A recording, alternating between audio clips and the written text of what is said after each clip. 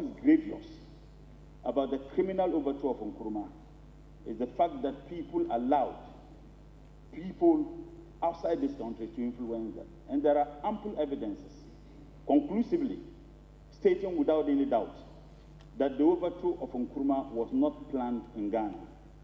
It was planned by the people who felt we needed to still come into them bowl in hand so that they can dictate to us how this country is governed. Nkrumah said he won't do that. It is shocking that there have been subtle attempts to justify the criminal act perpetrated by certain people in this country by using certain policy interventions of Nkrumah. Show me one single thing Nkrumah did without passing through the due process of law. Even the PDA, which indeed has been repudiated and condemned by many of our friends, cannot question the legality of that action. It was an action that was taken by the Parliament of Ghana. And it is amazing that this attempt to find justification to an illegality for me is laughable, to say the least. Don't judge me by my height. Judge me by the depth from which I began, and you would understand the justification in taking certain actions Nkrumah took. There were certain cities in this country Nkrumah, as the sitting president, could not travel to. Certain cities in this country. You had a woman in Kumasi who they used pestle to pound at the private part of that woman. And you know the woman's crime, she was only a member of CPP. So, at that time, and interestingly, people who are now condemning one-party state, they were hailing another leader who had passed one-party state. Efobwani was their hero, yet they are condemning one-party state. I think that the hypocrisy in our body politics ought to be avoided. Nkrumah is the founder, the only founder of the state Ghana.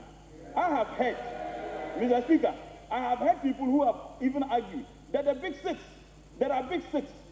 Maybe perhaps they do not appreciate the day that so-called big six came to being. It was after the 1948 riot, when Ghanaians, ex-servicemen, who fought a war that had nothing to do with them, and promises were made to these Ghanaians by the so-called colonial masters. When they were making demands, there was a military leader of the British called Major Emery, who instructed those ex-servicemen to be gunned down. That occasioned a riot. At that time, Nkrumah was at Salt Phone.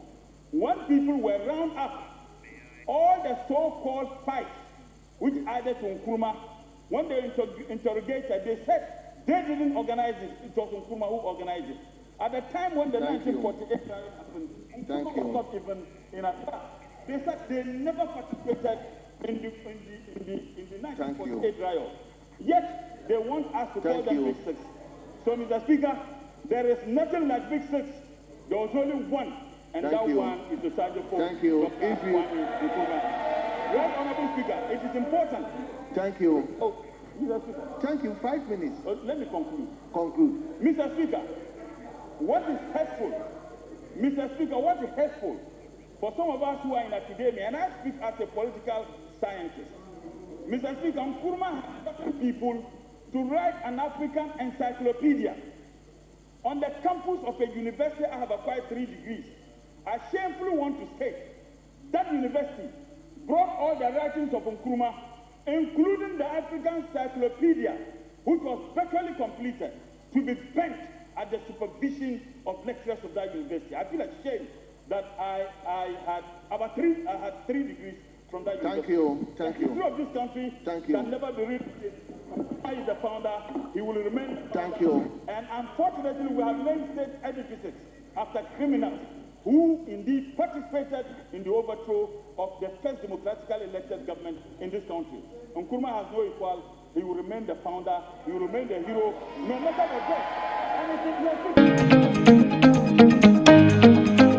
it is